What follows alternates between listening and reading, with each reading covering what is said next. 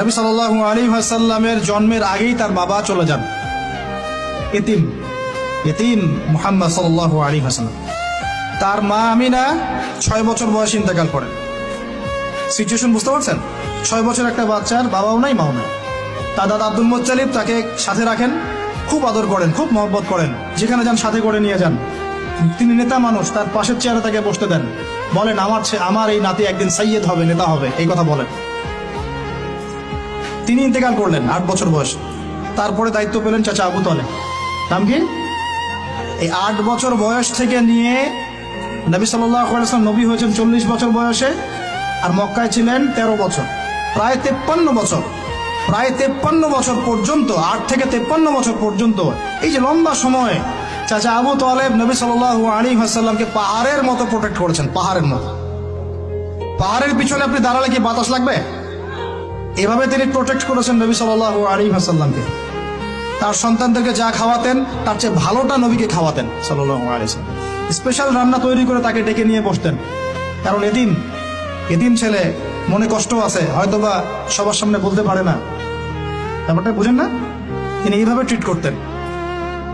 এমনকি নবী হওয়ার পরে আল্লাহর নবী সাল্লাল্লাহু আলাইহি ওয়াসাল্লামের বিরুদ্ধে পুরা সমাজ চলে গেল।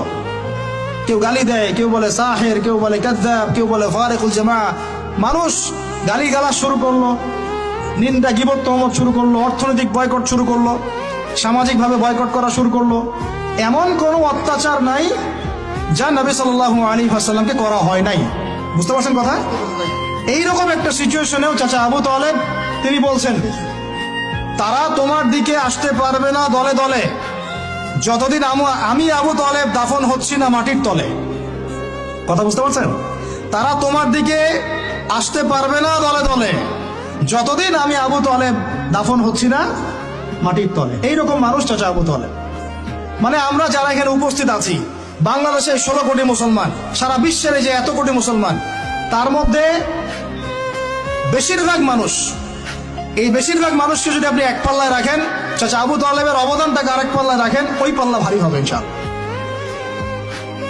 কিন্তু শেষ পর্যন্ত চাচা আবু তালেব কালিমা লা ইলাহা ইল্লাল্লাহ করতে পারলেন না।